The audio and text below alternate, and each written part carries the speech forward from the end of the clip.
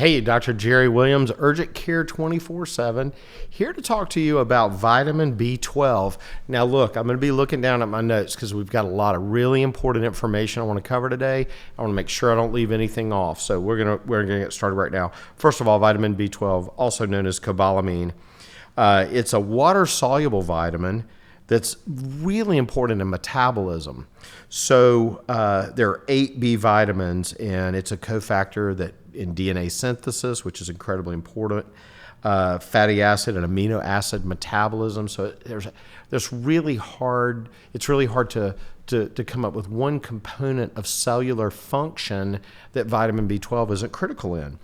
So very important and near and dear to my heart is vitamin B12 is incredibly important in the normal function of the nervous system, specifically in myelin, which is the insulation that is on the nerves in myelin production. So if you have a low vitamin B12, it can affect myelin and cause peripheral neuropathy and central nervous system disorders as well. And we're going to talk about those.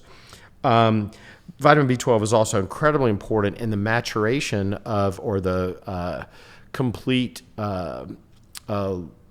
maturity of red blood cells in the bone marrow. So very important. First of all, again, vitamin B12 is called cobalamin. And, we, as a neurologist, I see patients presenting with low vitamin B12 levels when they have peripheral neuropathy, meaning they have numbness and tingling and problems with their nerves.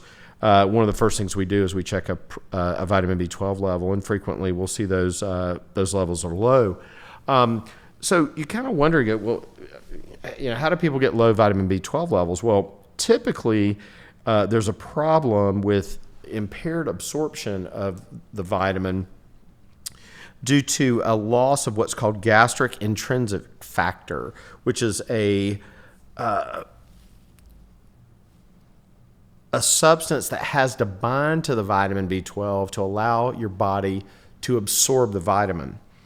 And another issue that can cause a decrease in vitamin B12 absorption has to do with decreased gastric or stomach acidity as we get older. So as we get older, we're more likely to have a vitamin B12 deficiency.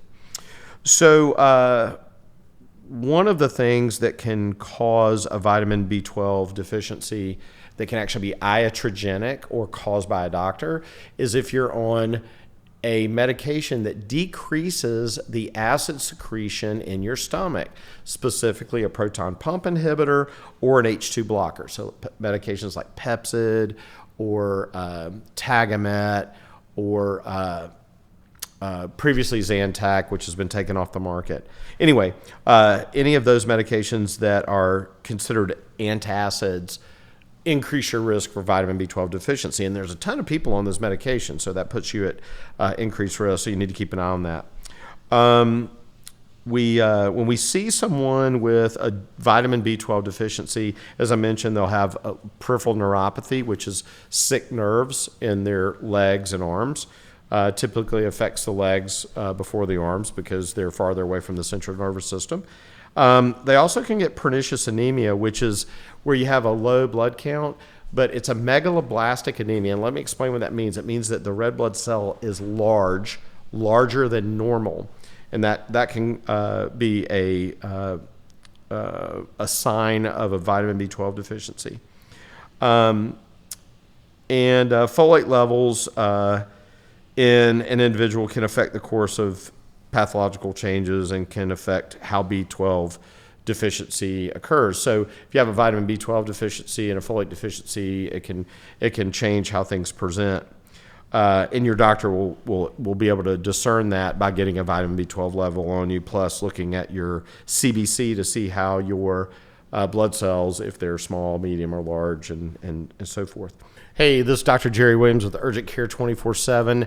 We're going to be watching a video today and tomorrow, actually 2 videos on vitamin B12.